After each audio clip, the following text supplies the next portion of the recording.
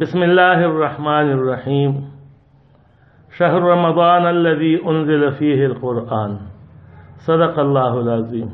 محترم ناظرینو اوریدونکو، تیر نشست کې مونږه دا خبره کړې وه چې روزه کله فرض شوې ده. دا ما تاسو ته عرض کړی، امید دی چې تاسو ته به یاد وي. نن مونږه د دې خبرې کوشش کوو چې روزې متعلق د اهمیت او د فضیلت متعلق تذکره وکړو.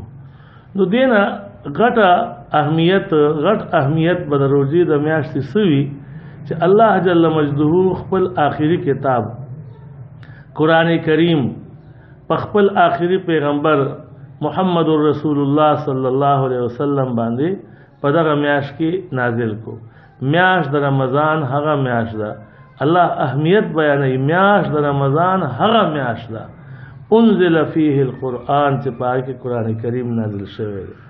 دا روزې د میاشتې اهمیت او فضیلت یو خدا چې دا په 5 ارکانو کې شامل ده.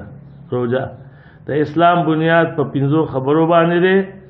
3 درجه پکې د روزې ده. روزه 3 رکن دی د اسلام او اهم رکن دی.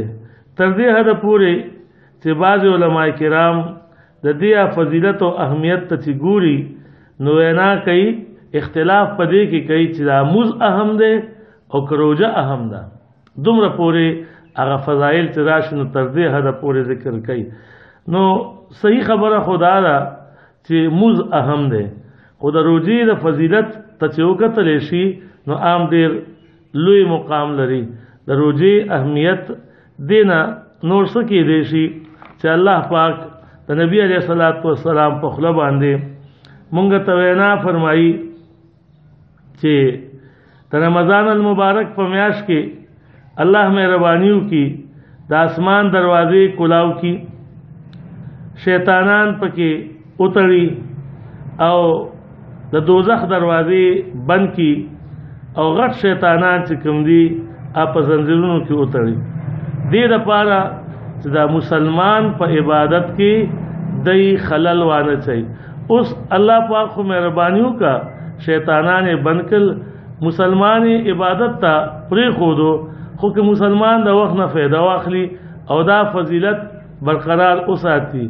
دا نه چې خدای خو فضیلت ورکړ رمضان لا دشمنی ته نو تړلو او د غافل شي، د ټوله روزه په خوب کې تیرې د ورځ عبادت نه کوي. دا خو د انسان اوس خپل کمزوري ده، الله خو مهرباني ورسره کړې ده.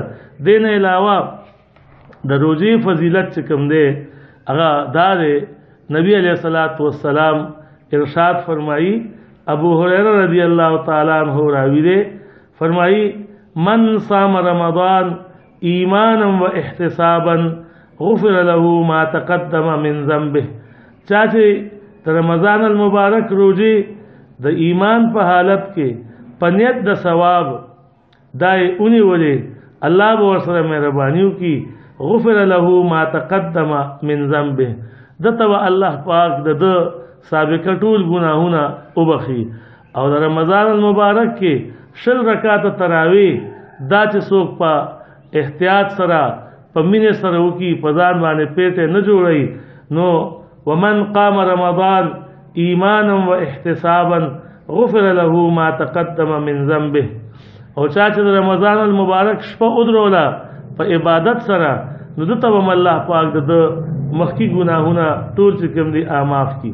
دا ټول فضیلت د رمضان دی. الله پاک دې مونږ له توفیق راکړي چې دا میاشت په ښه طریقه باندې په عبادت کې، په ریاضت کې، په تقوا کې تیر کو، الله پاک رضا کو او ورسره د غریب غربا خیال اوساتو چې غیر چا پیر مالت کې آیا دا کس نه دیاړي نه ملاوي.